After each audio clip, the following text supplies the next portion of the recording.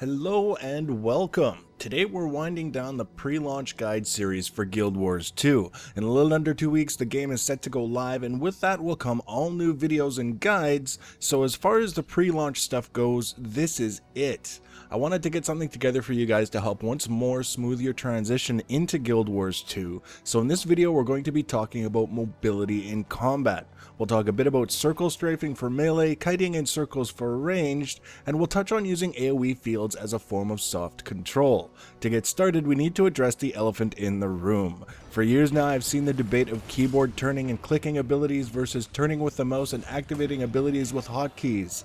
I'm not here to tell you how to play, but I would like to do my part to put an end to another one of those debates that just should not have drawn on as long as it has. On the left we have footage of me turning with the keyboard. You'll notice that it allows me to turn at one speed and one speed only. On the right, we have footage of me turning with the mouse. I'm turning quickly here, but turning with the mouse allows me to vary my speed to turn at exactly the speed I want to. If I want to spin 180 degrees in a fraction of a second, I can do that with the mouse. If I want to turn very slowly to fine-tune my position or my direction, I can do that too.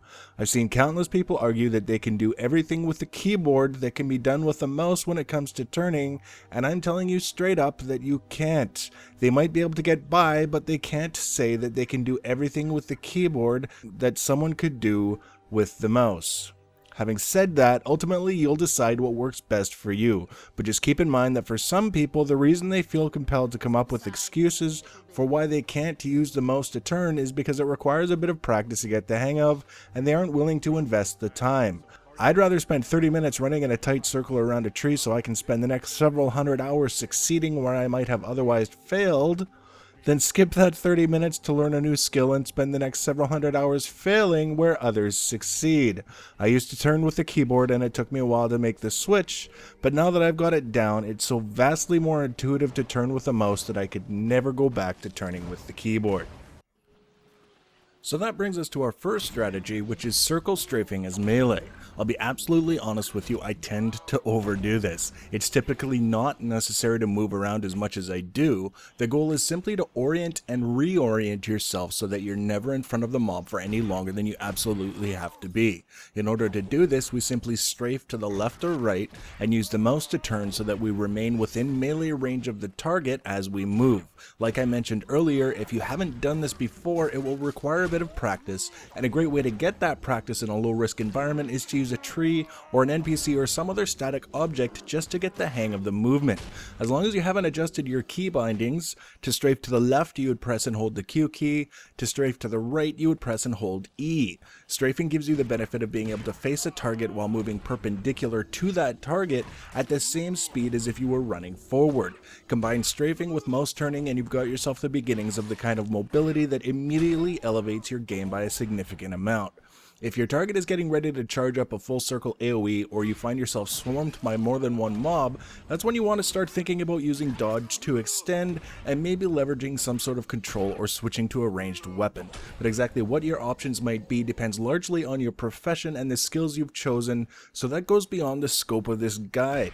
Rest assured that mastering the circle strafing skill is probably one of the better things you could do to up your game if you haven't already done so.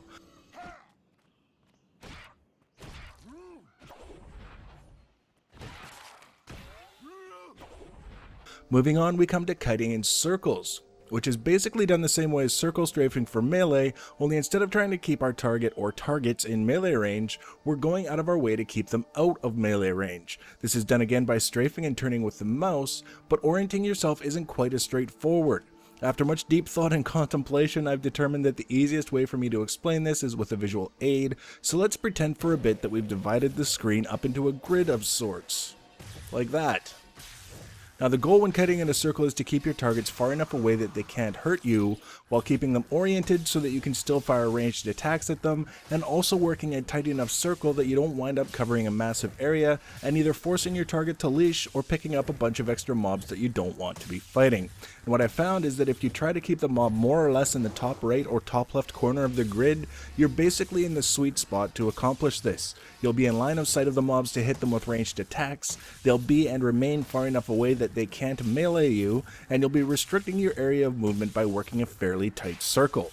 If you wind up with the mob in any of the lower segments of the grid, not only are they too close, but they're also likely to register as being slightly behind you, which means that you won't be able to hit them with ranged attacks. Too much time on the side or in the top central part of the grid, and they'll again be too close. If you find your target getting too close, this is again where you can dodge or leverage some sort of control to extend and try and get back into a proper circle. These two strategies, circle strafing and kiting in circles, are the two most basic tips someone could offer a person who's used to a more stationary combat style to get them up to speed and surviving much better in Guild Wars 2. In fact, I bet some of you are even disappointed that there's not more to it, but if I went out of my way to try and make it more complicated than it is, just so I sound important, I'd just be doing everyone a disservice. It shouldn't be intimidating, and it's really not, so if I've made it look painfully simple, then good, that's exactly what I'm aiming for.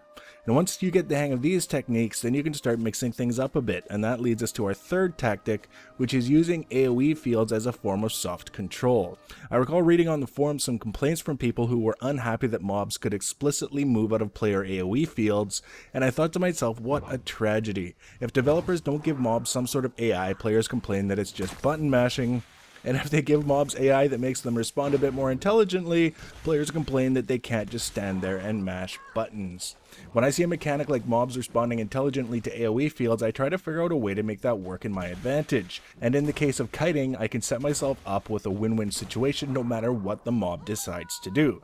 By targeting my Aoe so that it triggers as a mob is about to pass through it, either I'm going to clobber the mob or I'm going to cause the mob to run away from me. Either way, I win. I've done damage or I've basically knocked the mob back without actually knocking them back. Exactly what options are available to your chosen profession to make this work is again beyond the scope of this video, but I'd urge you to keep it in the back of your mind.